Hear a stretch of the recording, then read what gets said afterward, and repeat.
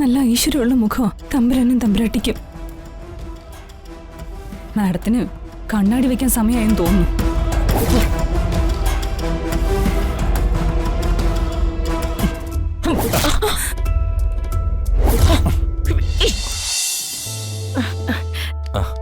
ഇങ്ങോട്ട് അതിനിടയ്ക്ക്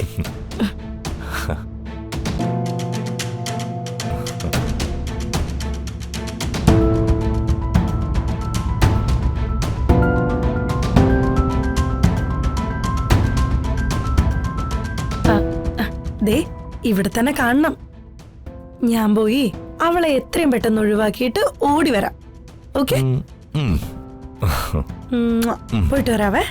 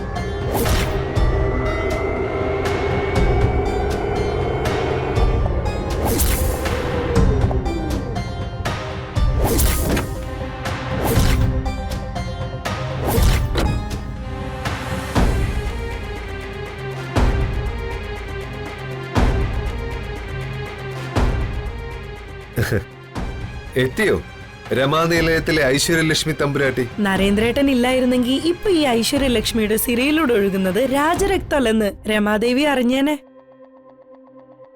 അതെ നരേന്ദ്രേട്ടാ, ഞാൻ ആരാണെന്ന് മനസ്സിലായാൽ ഇന്നത്തോടെ എന്റെ എല്ലാ പദ്ധതികളും പൊളിഞ്ഞടിഞ്ഞേനെ. നരി കടിച്ചാലും പേ വരും. അത് രമാദേവി മനസ്സിലാക്കിയിട്ടില്ല. അതൊക്കെ പോട്ടെ, ആ ഡിറ്റക്റ്റീവ് ചത്തോ? ചത്തില്ല, പക്ഷേ ചത്തതിനൊപ്പമേ ജീവിച്ചിരിക്കലും എന്ന് പറയുന്ന അവസ്ഥയല്ലേ. അധിക നേരം എന്തായാലും ഉണ്ടാവില്ല. കൃത്രിമ ജീവശ്വാസം എടുത്ത് ഇപ്പൊ ആള് വെന്റിലേറ്ററില്ല. കാലിലുമായി അവിടെ വടംവലി മത്സരം നടക്കുക. എന്താ സംഭവിച്ചത് എന്നതിനെ കുറിച്ചൊന്നും പറഞ്ഞില്ലേ? ആക്സിഡന്റ് ആണെന്നാണ് ഹോസ്പിറ്റൽ രേഖകളില്. മെഡിക്കൽ പരിശോധനയിൽ മയക്കുമരുന്നിന്റെ സാന്നിധ്യവും എഴുതി ചേർത്തിട്ടുണ്ടാവും. അതിന് അവള് മയക്കുമരുന്ന്? പാവം, ചത്താലും ജീവിച്ചാലും കേസ് വരക്കാതിരിക്കാൻ നരിയുടെ വക ഒരു ഐറ്റം.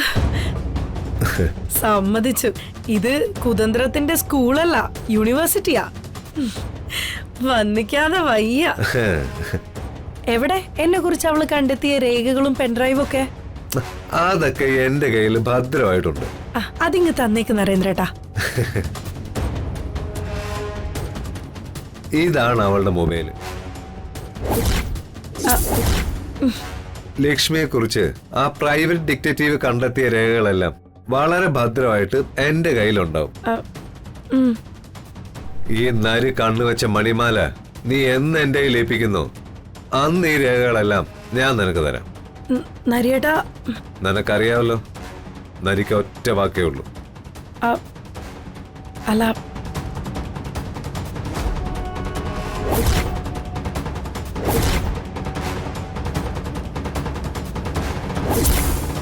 പുഴമീനുകളെ, ഈ അവധിക്കാലം ഗെയിം കളിച്ച് ആസ്വദിക്കാൻ നിങ്ങൾക്ക് എന്റെ വക ഇതാ ഒരു മൊബൈൽ ഫോൺ.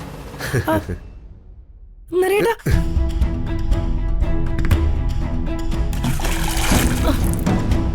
നരേട്ടാ,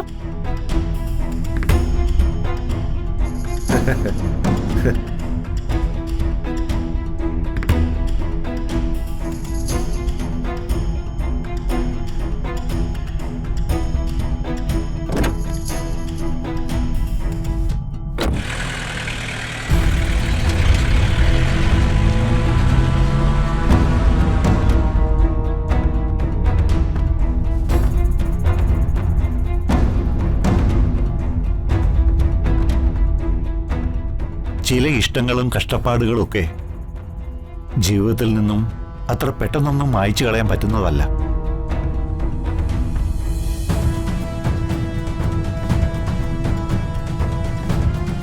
എന്നും ഹൃദയത്തിൽ തന്നെ കൊണ്ടു നടക്കാൻ തോന്നും. നഷ്ടപ്പെട്ടെന്നറിഞ്ഞിട്ടും ഒരിക്കലും നഷ്ടപ്പെടുത്താതെ. അതുപോലൊരിഷ്ടമാണ് തമ്പുരാനോടും തമ്പുരാട്ടിയോടും. എനിക്കും. Photo photo.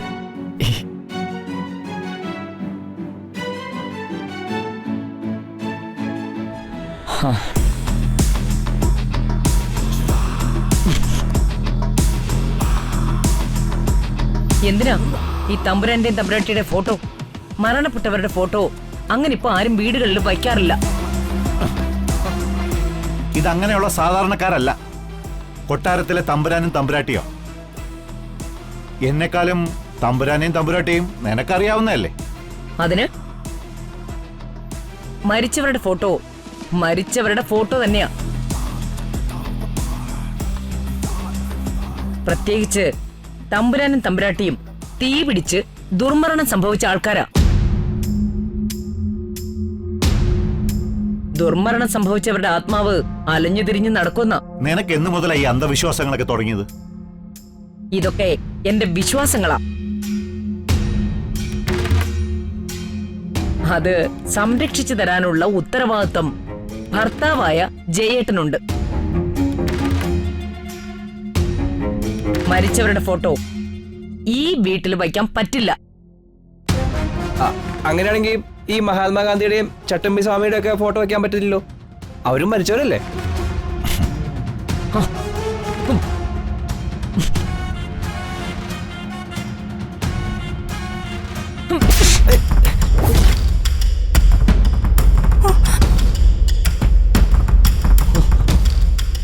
നിന്നോട് ഞാൻ അഭിപ്രായം ചോദിച്ചോ?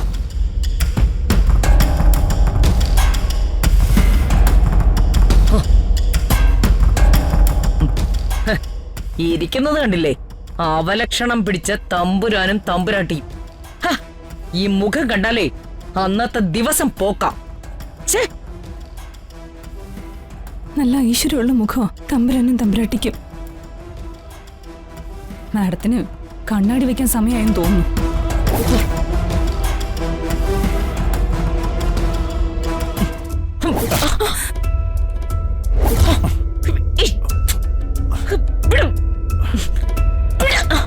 വേണ്ട.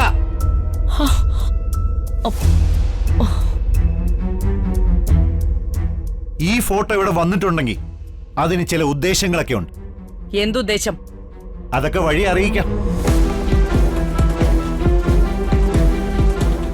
ഇപ്പോ ഈ തമ്പുരാന്റെയും തമ്പുരാട്ടിയുടെയും ഫോട്ടോ ഞാൻ ഇവിടെ തന്നെ സൂക്ഷിക്കും. അത് ഈ വീട്ടിൽ തന്നെ കാണും.